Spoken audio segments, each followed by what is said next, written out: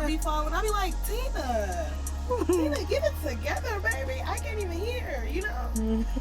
Like, you by yourself here. Like, I thought I gave you a good life.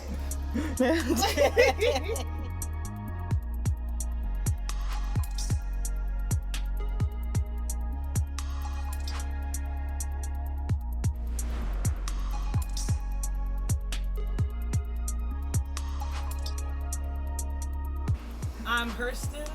Was born and raised in Metro Atlanta, and I am a writer, a veteran, and a historian. I consider myself a plant mama, and these are all my plant babies.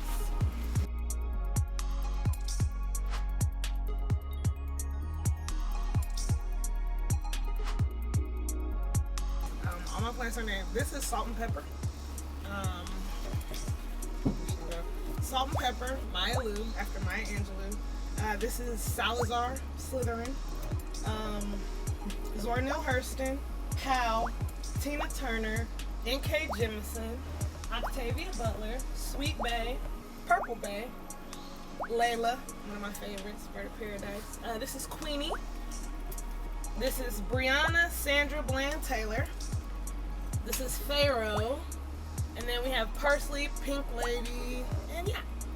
The names are a conglomeration of historical figures, fictional people from my favorite books, writers, black authors. Brianna Sandra Bland Taylor, obviously after the two murders, Breonna Taylor and Sandra Bland.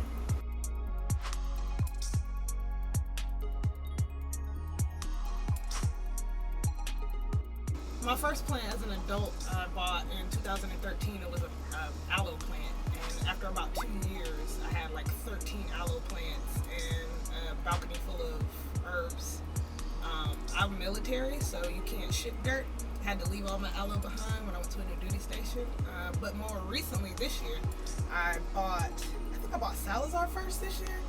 I lost both my grandmothers last year, and it's just really been a soothing journey.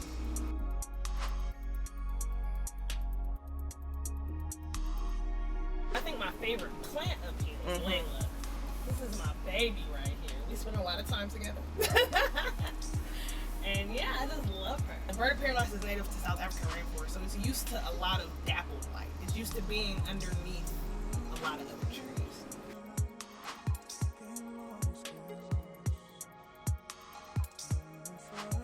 I plant because it brings me joy. There's something about working with the living and just seeing how much they love you that makes life better. I mean, it's easier.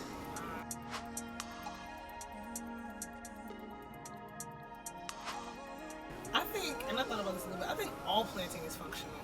It's all so good for your mental health. It creates flow, because once you get in the process of doing the different things you need to do for your plant, all you're thinking about is your plant. You're not thinking about all of your woes and all of your struggles.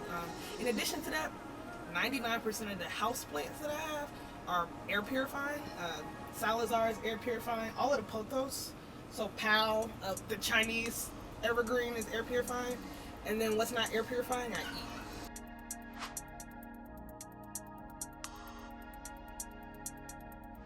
I can't speak for all of black culture because it's so diverse. But for Southern black culture, particularly for me, both of my parents are descended from slaves and they're from small towns.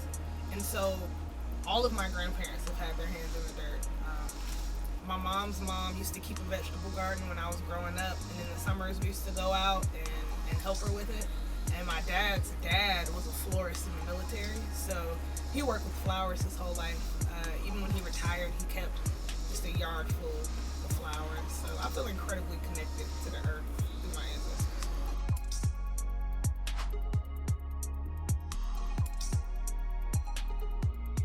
Some of your plants are gonna die, and you just have to be okay with that. You just have to be okay with, no matter how good you are, there are things that you take care of that are gonna die.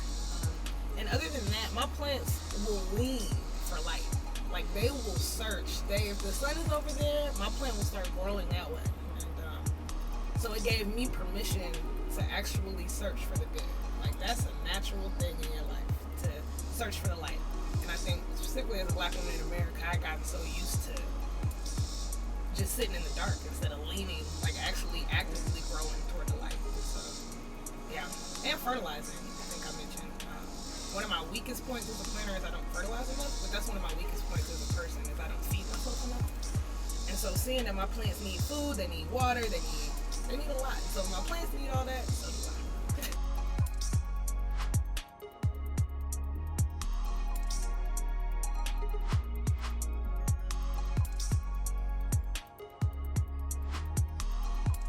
So a calathea, they love humidity, and so they love water, which means it's really easy for the fungus gnats. And so what I do is I will take it out of the pot, separate it from the dirt, put the dirt on a baking tray, and put it in the oven on 200 for 30 minutes, and it kills everything that's in that dirt.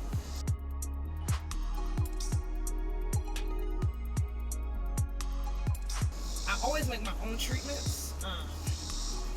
This is one of them, and what's in it is, this is my second tip, when you're making a treatment, use Dr. Bronner's peppermint soap, about 10 to 15 drops of neem oil, a quarter of it should be hydrogen peroxide, and yeah, you have a really deadly insecticide, all natural, and you can just wash it off and eat it. Your plant draws sun through the leaves and not the root system. So it's the leaves that you want to be clean so they can take in as much sun as possible for photogenesis.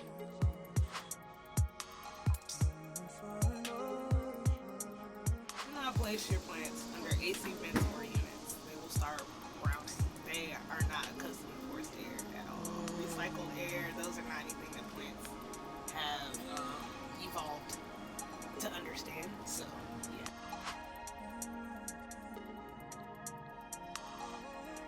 Once you have enough plants like me, I propagate, so I have started making my own plants, so I don't have to buy plants anymore. So this is Zora's baby, Matthew. Our goal one day is to open up a Herstun garden, and yeah, I would love to see if I can make a Pharaoh's easy. Nice. Yeah, that would be cool. Crazy. Wouldn't that be cool? Botany and science are really, really cool.